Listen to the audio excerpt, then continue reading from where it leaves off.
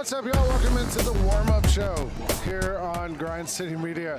I'm Lang Whitaker. He's John Roser. Michael Wallace is out tonight. We're getting ready for tonight's Memphis Grizzlies game against the Philadelphia 76ers. The Grizzlies come in 8-7. The Sixers come in at 2-11. Yes. Not great. Yeah. The Grizzlies were 8-6 before last time when we lost to the Denver Nuggets here at FedEx Forum. Grizzlies 122-110 loss to the Nuggets. Just not a great game all the way around by the Grizzlies. Down at the half, I thought, to me, the big thing was the fast break points. That's something we hear Taylor Jenkins talk about a lot. It was 20-4 at halftime.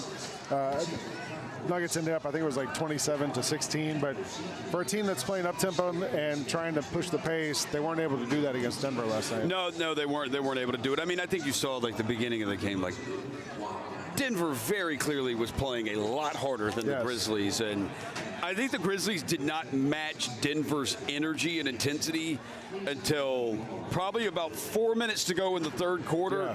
Through the rest of the game, they matched their intensity. Yeah. And it's too late. The Grizzlies are not, while they're a solid team, above 500, they're not the Boston Celtics, or maybe the Cleveland Cavaliers or the Golden State Warriors, where they can maybe only turn it on for a quarter and come out and get the win. They were not able to do that. They got too far down, 25 points to be exact. Ended up 9 for 38 from 3. Desmond Bane had a really rough night, 1 for 10 from the floor. If you're looking for a positive, Santi Aldama kind of finally broke loose. It finished with 26 points, 11 for 14 from the floor. Big night for Santi. And the other big kind of story last night was Taylor Jenkins was sitting on 214 wins heading into the game. He's 1 win away from passing Lionel Hollins as the Grizzlies' winningest all-time coach.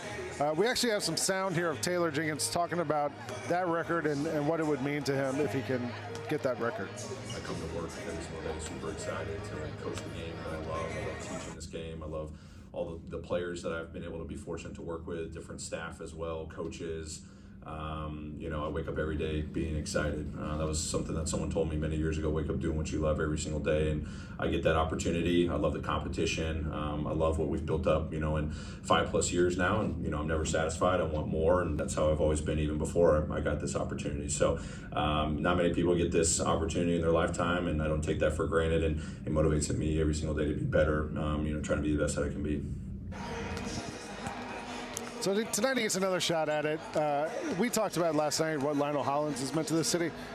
I was thinking about, we don't really talk much about what Taylor Jenkins has kind of meant to this franchise. What do you think of when you think about what he's done his time here since 2019? I know there is a section of Grizz Twitter, Grizz Dark Web, Grizz Dark Web that are not fans of Taylor Jenkins, and that's in every organization, in every franchise. There's always certain that are not fans of the coach, but I think because he came in the same time as Ja's rookie season, and that team started off, I believe they were 6-19 or something through their first 25 to 30 games, 6-20, something like that, 8-20. It was something like that. It was not great. And it's like, oh, well, these are just the growing pains, and you've got a young team, you've got a rookie point guard, you've got Brandon Clark, a rookie, Jaren Jackson Jr., second guy playing, but this is how it's going to go. And then the season started to flip, and obviously got cut short because of the bubble. But he established a culture and identity with the team and how they were going to play. And compete. And compete, and just play hard and show up. And now you're going to have down nights. It's going to happen. But for the most part, this team has been insanely successful with Taylor Jenkins as the head coach. The word compete is in the hallway outside the Grizzlies locker room, real big on the wall. It's a constant reminder that look, we're going to compete. And he said, I wake up excited every day to come in and compete. But I think that's something he's trying to instill. You mentioned the culture he established. I kind of think of it as infrastructure also. He's really built up. Now we have a system on offense and on defense, and it's tough when you're following grit and grind. You have to turn the page and come up with something new, and I feel like he's trying to do that. And this offense now, the Grizzlies are top 5 in all these categories: pace, percentage of points in the paint, all these different things. It feels like they're on the way to getting that kind of down too. Yeah, you have your basic principles of things we're going to do, and he learned under Greg Popovich and Mike Budenholzer, who also have had a ton of success in this league. On the other side of the coin, the Philadelphia 76ers coming in 2-11, and on the heels of never a good good phrase to hear, a team meeting. The Sixers lost in Miami a couple of nights ago, and after the game, it took over an hour for them to come face the media. Turns out we heard a report from Shams Charania at ESPN that there was a team meeting. The coaches were involved. The players were involved. All sorts of discussion happening. Tyrese Maxey allegedly talking to Joel Embiid, saying we need you to be more involved. You'd not be late to everything. Just a lot going on there. I guess the headline, though, is really the 2-11 start, right? The Sixers thought they were going to build on what happened last year and the playoff success they had, and it's not looking good. No, they've lost, and they've lost 4 straight. The Grizzlies beat them by 17 in Philly earlier this year, but they've lost 4 straight. This 4-game losing streak they're under, losing by over 12 points per game, and the team meeting comes on the heels of, they were tied Monday night at halftime against Miami. They're tied. Third quarter starts, and they get outscored by about 17 in that third quarter, and then, the wheels came off, obviously, in the third quarter, and they have the team meeting. I will say, be careful tonight if you're the Grizzlies. You better show up and you better be ready to play. I went through the core 4 years, and they had team meetings, and I can tell you the game after the team meeting, you're going to get maximum effort. And that Philly team, get Tyrese Maxey back tonight. They're going to give massive effort. The 76ers favorites tonight, too. Sixers still have not had their big three play a game together yet this season. Taylor Jenkins was asked pregame about, are you worried about the Sixers now coming off this team meeting? He was like, I'm worried about us. I can't really worry about them. I'm worried about us. Grizzlies injury report for tonight. We know we've seen Cam Spencer. He's out behind us. I think he's still out there right now. He was shooting around. He was out here earlier. He is now questionable.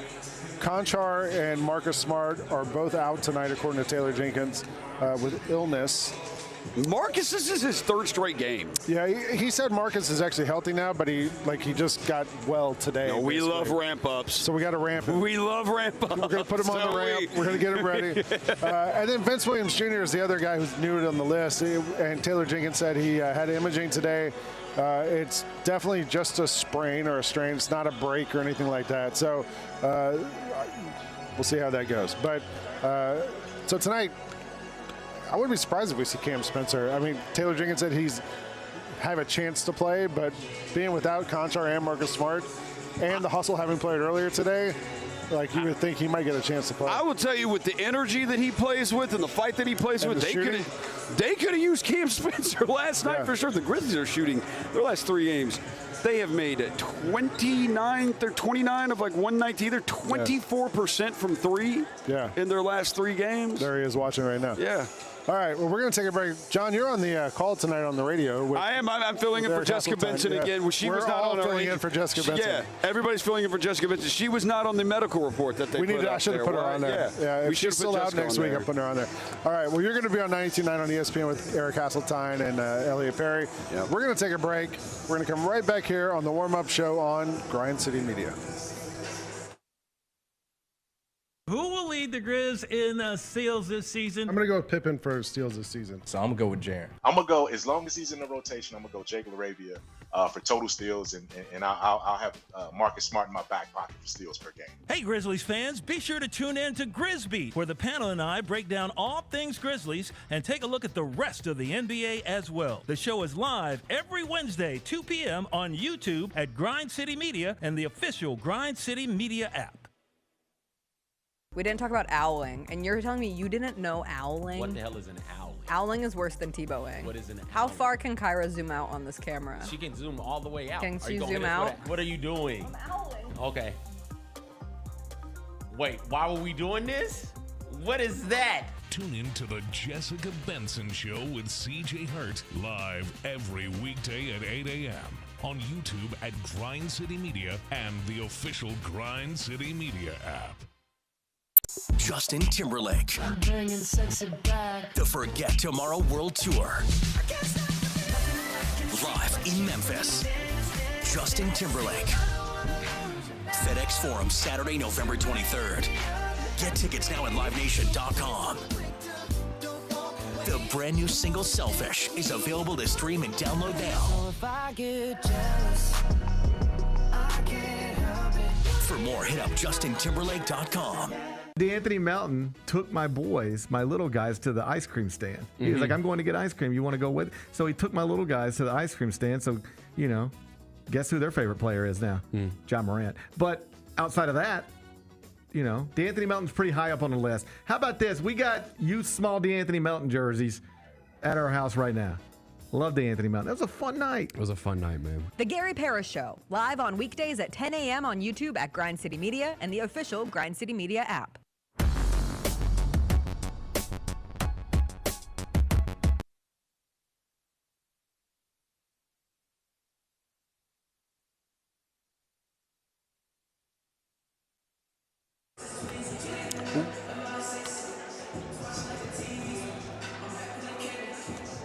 What's up, y'all? Welcome.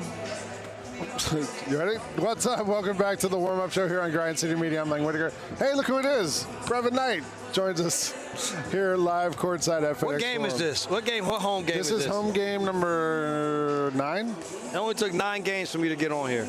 Well, I asked earlier, but your people didn't get back to me. I don't have. I put in a request the way they asked. Listen to me, man. I filed it with the right people. When you want something to be done with me, I don't have any people. You just call me. I don't know. You had people at the golf course that day. I got people. You had people. I have people at the course. There was lots of people who were like, they were there. Hey, Brev. I was like, hey, I'm with the mayor. That's the mayor of Southwind. I love this. Anyway, welcome to the show. We were talking about the Sixers just having a team meeting coming into this game. Made me think, you played in the NBA for a long time. Yep. How many team meetings did you go through? Not a lot, because my teams weren't good enough to have team meetings. you have a team meeting because the expectations are not being met. You had a team meeting because we're 3 and 10. You're like, all right, good. Yeah, we're doing pretty good. You guys keep going on this route. But I've had a handful of them, and a lot of times it's just to clear the air. A lot of times, and for guys to be heard, and it's we try to say it's a controlled environment. Yeah. Because you say everybody's going to have their say. You'll listen to it. Don't take it personal. Right. But you think that everybody is coming together in the best interest of winning games. And a team like the 76ers team that started out with 2-11. Yeah. It was time for them to air some grievances, but apparently it looks like they had a lot of things to say about one another. The thing that got me was the report. They said the players told the coach they wanted to be coached harder. The coach said they want the players to practice with purpose and attention to detail. And it said Embiid accepted the messages sent in the meeting, but he stated he is sometimes confused about what the 76ers are attempting to execute on the court. I was like, well, if your best player is confused about what you're trying to do on the court, that's probably not a good place to start. Well, I mean, and a little bit of that confusion is just because you haven't really played yet. The Big Three hasn't played a game together for the Sixers. Yeah. So a problem of why you would be confused. Sure. You don't know because we haven't done it enough. Yeah. So now once you get out there and then you get in the mix of it, you haven't played with Paul George yet. Yeah. Yes, you played with Tyrese Maxey because you guys they were the two-headed monster, but you wanted to add a third person to that. Yeah. The problem is the third person has not been able to play with the other two yet. I know. And so he can't know what they're trying to get accomplished. You haven't been around enough, but that's where the communication comes in between himself and the coaching staff as it pertains to what their expectations are of the team in general. We talked in the offseason. I haven't talked to you really since the season started, though, about this offense. Because we talked before the season, we're like, well, we don't know what it's going to be. There's lots of talk about movement and cutting and all that. What do you think? Like, from what you've seen so far? I think when they're doing it, it looks good. Yeah. I thought the problem with last night's game was it went back. We reverted back to the old stand and watch Grizzlies. Yeah. But when they are moving, and especially when you get 4 guys moving at one time, then what we've seen is a lot of backdoor cuts. We've seen a lot of wide open shot attempts, and we've seen this team get back to being dominant in the post, in the painted area. And so I like what the concepts are. There are some plays that they throw in there, but it was mostly a conceptualized offense, which is you move according to how the next person moves. Right. And I thought they had done a good job of it. Got a little stagnant in last night's game, but a lot of this is is going to depend on how great a shape guys are in. Yeah. Because when you're trying to play as fast as they're playing, it's not as fast going one way. You got to play fast going back the other way also, defensively. So I've seen the energy level has been able to at least sustain itself, so they've been able to execute. And I thought that was one of the issues in that last game was they lost the fast break point battle to Denver. I think it ended up being 27-16, something like that. But it was 20-4 at the half. Yes. And like for a team that's playing with pace and focusing on all those things, like that's kind of one of the things you can't lose is the fast. But like shooting comes and goes, but the pace has got to be there no matter what, right? The other thing that also hurt them was the turnovers with playing at this pace. They become a high turnover team where they were a low turnover team. But you got to expect when you are starting to get up to 90-plus shots a game on average, then there's going to be some mistakes that happen within it. So it's just a matter of being able to offset it. There's going to be some turnovers. Maybe you don't allow the points off the turnovers, but you still be able to create your turnovers and the fast break points, and you sort of make that become a wash. So normally Jessica comes on around this time. Okay. She's out with laryngitis. Yeah, I know she can't talk. So she normally comes on and gives me what she calls the main character, who she thinks from the Grizzlies or the Sixers is going to be like the story that night. Who do we keep an eye on? Who should we watch? So who would you tell me to keep an eye on tonight? Who should we watch tonight? My main character is Desmond Bane, and it's Des getting back to the Desmond Bane that we know, which is not having to make every shot, but a guy that becomes deadly again from the perimeter. Yeah. What he's done a great job of since he's come back, he's getting to the basket just fine. Downhill Des. Downhill Des has been an effect. Be a little bit better control of the basketball on those moves, but getting his legs underneath him, I think he's now had the 2 basketball games. The minutes have started to increase. I think this is the game where we see a turn for him, and they need it in this game. As long as John Morant is not on the floor, they need for he and Jaren to be big players for them. Last thing, and this occurred to me while you were talking. I've never asked you this. When did you decide you're playing, you're in the NBA, you have a career? When did you decide, like, I think I can be an announcer? I think it was in my eighth, between my 7th and 8th season.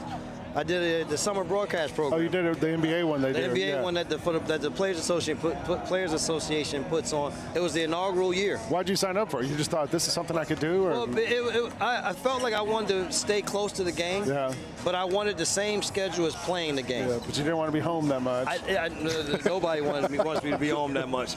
So this allows me to be as close as I want to be. And you can still be the mayor of the golf course and all that stuff. And the mayor of FedEx Forum. All right. I like being the mayor of 2 places. I'm definitely not the mayor. I need a key to the city. How do I get that? All right. Hey, I appreciate you stopping by and joining us. Thanks for having me. And we're going to take a break. We're going to come right back here on the warm-up show on Grind City Media.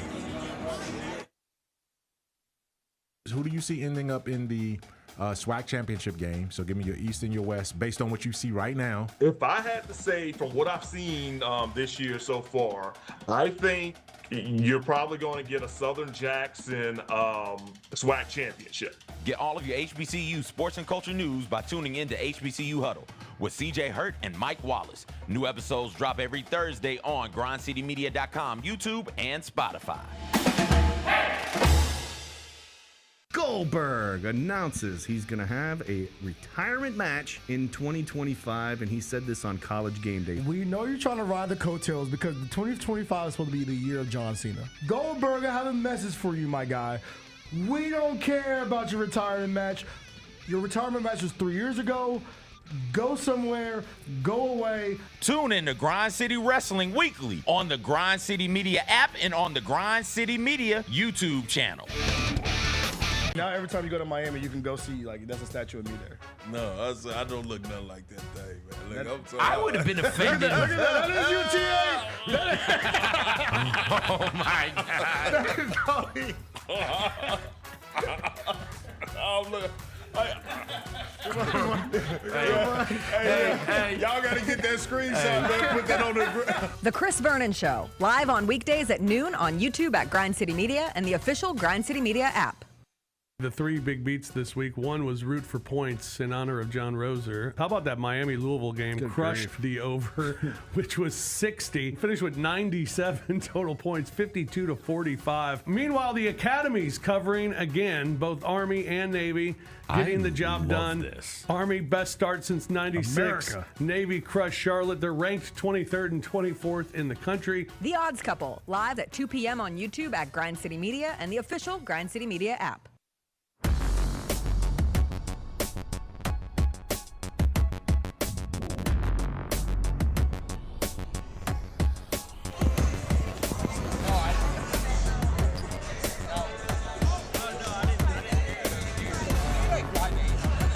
Welcome back.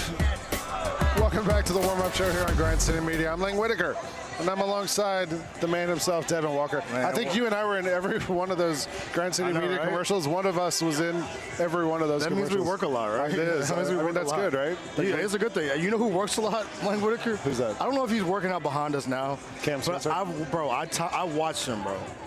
For the last 30 minutes, he shot shots. In full uniform. Well, full uniform, full warm-up. He's going to tell the team, meet me outside. I'll be out here shooting shots. I got here at about 4 o'clock, and he was out here in warm-up shooting. That man's And I wild. thought, well, he's doing it early, because most of the time the guys come out once and The leave. rookies go once and they go in. And so he left and then came back and did another round of warm-ups. He's locked in. I have not gotten an official update yet from the Grizzlies. They said he's available for tonight. They did say he's available. All right. Taylor Jenkins said earlier, he was like, look, it's a good opportunity for Cam because Konchar's out, Marcus Smart's out, Jaw's out. Vince Williams is out. Vince is out. There's a lot of wing depth that's missing tonight. I loved watching Cam play in Summer League. Like, me too, man. I didn't watch a ton of him in college, but I think he's a good fit for this He's a team. dog, man. And he's a low-key crap talker. We love shit talkers around here. Yeah. But like I said, I sat here for a long time and just watched him. Me and Fish counted how many misses. He probably missed 3 shots. Out of like 30? Probably more than 30. But I was more impressed in doing the full warm-up. Yeah. In a full Grizzlies uniform. Full Grizzlies warm-up. These He's wearing the Steph Curry ankle braces. Yeah, Steph Curry ankle, the 8-pound ankle braces. Cam Spencer locked in. Let's go, Cam. I like that he had the ankle braces on both ankles, Yes, too. Because not just the so one you I don't hurt. know which one's hurt. Exactly. It's like when the wrestler has the hurt arm and they don't want you to know which one. Yeah, so they put the double sleeve on. Yeah. And you're like, all right. Shout out Cam Spencer, man. I hope to see him tonight at some point. I hope so, too. All right, so normally Michael Wallace and I go around the NBA right now, but I got you here, so we're going to go around the NBA, some topics that we should talk about. And I wanted to start with the best City Edition uniforms. You did a little poll on, or not a poll, just your picks, I guess. Yeah, I did on Grind City Media's social media. Here were your selections. Yes. You had the Grizzlies 1, the Raptors 2, Phoenix, Dallas, Orlando. Seeing them on court, have you changed your mind about any of these? I do not change my mind at all about any of those. Maybe I might take the Mavs off and put somebody else on, but I don't know who I want to put on. Theirs yet. just had like the word, they had Mavs or just had But something. I just like across the font though. Yeah, it was kind of a white look with the silver lettering, like a 70s font, a little bit like ours. Big Yeah. 70s fan, Devin Walker. You know what I'm saying? But no, I think I stand by that. I'm gonna figure out who I want to put in there. Actually, I think I want to put the Hawks in there. Oh, I don't like the Hawks. We'll take the. I mean, look, I grew up in the 80s in Atlanta, and they had they had the Pac-Man uniforms. Yeah. And the ones the Hawks were, like, had the baby blue and black sort of Pac-Man thing, but like not the Pac-Man. I don't know. It's like it was just kind of. It was like somebody had half an idea, and they were like, let's just go with it. Hey, as you can tell by my jacket, I'm a guy who really appreciates the color baby blue. So I want the Hawks to do the Waffle House uniforms. I mean, they got the Waffle House City Court. I want the uniform, the letters. Like I have a Georgia T-shirt that says Natty Champs. Atlanta, same way. Hawks, you hear this? We all got friends that work in Atlanta. Lang Whitaker got you on ideas. I think it would be a good idea. I don't know. Yeah, I think so too. Some of the teams, like you don't even talk about, like, or nobody really talks about some of them. Because like you're like, all right, like what is terrible ideas, Clippers like whatever. You know, Clippers. The Cavs did like a baby blue, but they've already done that. Yeah. Let's see. Boston's horrible. Looks like a 2K generated uniform. Yeah. Like But those are the top 5. I think I agree with that top 5. Devin Walker has a great top 5. I like your top 5. I do too. Hey, I don't know if guy. you heard, Draymond Green has a podcast. Oh, Lord. And Draymond Green said that the Grizzlies were too sensitive. Taylor Jenkins was too sensitive. And we actually, last night, post-game, someone asked, DeMichael Cole asked Taylor Jenkins about this. And Taylor Jenkins had a great response, I thought, where he said, I love my basketball team, and I can't wait to compete tomorrow. That's the most non-word salad answer Taylor Jenkins has ever given. Just straight up. Straight up. Just keep it 100. Keep it I love a my beam. team. I love my can't team. wait to compete tomorrow. That's the most Taylor Jenkins way of saying F you, Draymond. You know what I'm saying? Yeah. Draymond's complaint was that Taylor went and cried to the media about a foul. Which the funny part is Draymond went and cried to the media about it on his podcast. Yeah, you're the new media. That's the same media, thing. right? But let's talk about this, bro. Draymond, he said he's sensitive. He said the team followed behind you when you were being soft. All these things. He called him janky, coach. Draymond, let's pipe down, bro. Yeah. You may be he called him emotional. Yes. Draymond Green calling somebody else emotional. Come on, bro. Was it pot kettle black? Spider-Man meme. There's a lot of the Spider-Man meme on that. Draymond, what are we doing, bro? I loved you as a competitor. I love you as a warrior on the court. No pun intended. But I think we crossed the line. Bro. You start calling Coach Jenkins janky and your team. I thought the Dylan Brooks stuff was funny when he said the dynasty. Cam Spencer. By the way, he's still shooting behind us.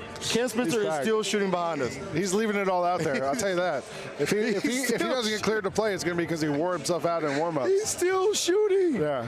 Cam Spencer's going. But Draymond Green, man, hey, come on, bro. Come on, dog. All right. I don't know if you saw this. Giannis is becoming a film producer.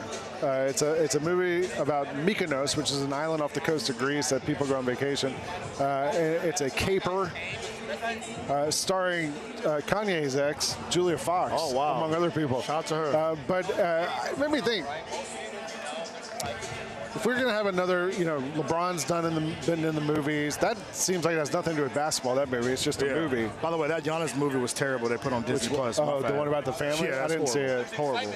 My son did a report on Giannis, and like a book report on Giannis, and so we did a lot of research into the Antetokounmpo family. You didn't watch the movie? I didn't. It wasn't out yet at the time. It's horrible. That would have been a good cheat though, just to watch the movie. It's so bad. 2 out of 10 stars. Well, okay. What NBA player would you want to see a movie about?